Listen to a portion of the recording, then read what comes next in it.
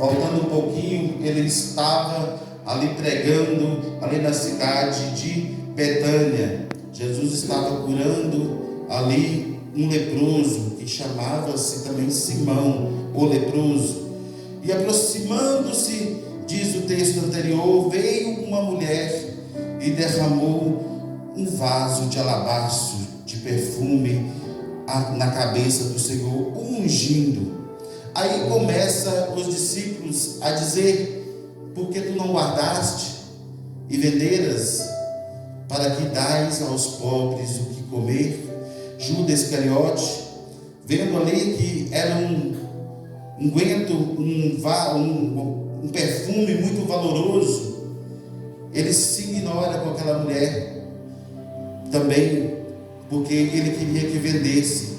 Porque muitos, às vezes, ali não conhecia Judas, mas Jesus, ele conhecia Judas, conhecia o coração de Judas, e a palavra que nós lemos é propósito de Deus, é falar que era propósito de Deus.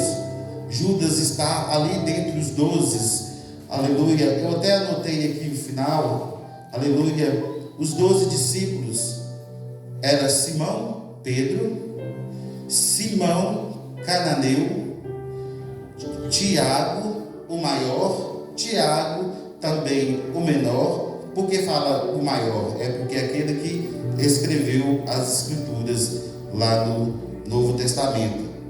Então vai falar acerca de 2 Simão, Simão Pedro e Simão Cananeu, Tiago maior, Tiago menor. Vai falar também de 2 Judas, ou Iscariotes, e o Judas Tadeu, na qual esse Judas Tadeu não foi o qual traiu Jesus. E também dentre eles também Mateus, Bartolomeu, André, Tomé, João, Filipe, esses que compunham os 12 discípulos.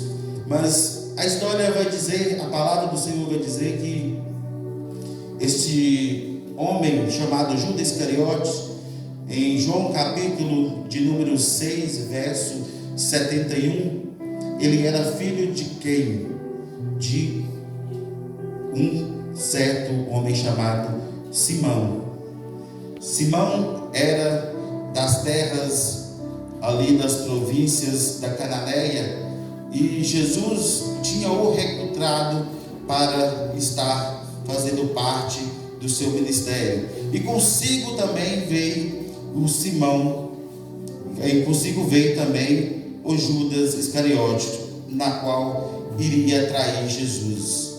E a palavra do Senhor vai dizer, aleluia, que os discípulos, na qual nós lemos, ficaram indignados por aquele derramamento, aquele desperdício de óleo, mas na verdade não foi um desperdício, porque quando nós lemos as escrituras, nós vamos ver lá em João capítulo número 20, que não deu tempo de Jesus ser embalsamado, de ser preparado conforme ele merecia. E quando aquela mulher derrama aquele vaso de alabastro sobre a cabeça de Jesus, Jesus já sabia que já aproximava a hora, aleluia. Ali representava ali que ele realmente ia morrer naquele tempo.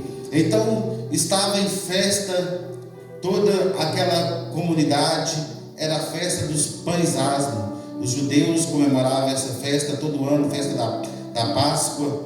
E ali os discípulos vieram até Jesus e perguntaram: Rabi, onde nós vamos celebrar a nossa Páscoa?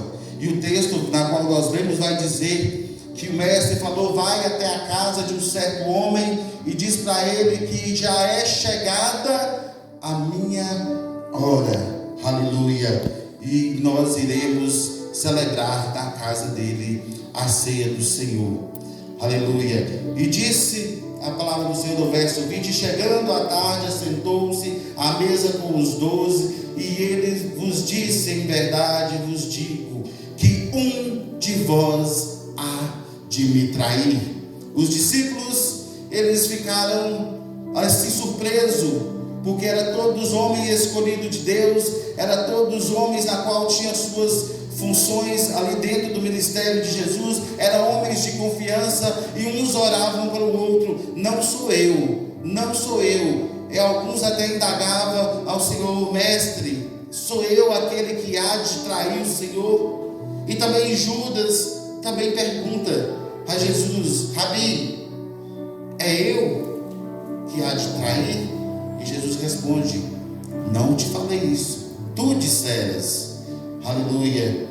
E quando ali Jesus, ele começa a celebrar a ceia do Senhor, assim como no dia de hoje nós estamos aqui, por isso eu trouxe essa palavra aos nossos corações nessa noite. Jesus, ele começa a dar ensinamento ali naquela ceia, naquela festa de Páscoa, aonde ele reúne os seus 12 discípulos, homens certos, homens de confiança, cada um tinha o seu propósito ali naquele lugar. E Jesus disse: quando ele tomou o pão, abençoou, partiu e deu aos discípulos, dizendo: tomai e comei, isso é o meu corpo, que é tomado por vós, e tomai todos o cálice que é o sangue do Novo Testamento, a aliança que eu farei contigo.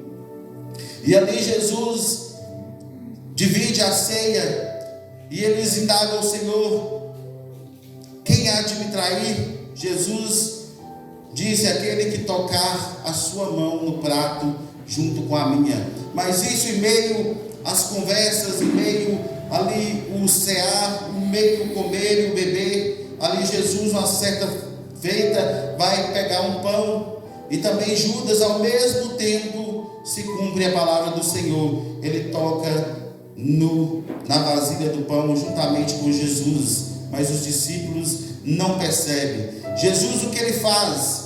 Jesus sabia que já estava chegando a hora de ele, aleluia, cumprir com o seu propósito aqui nessa terra.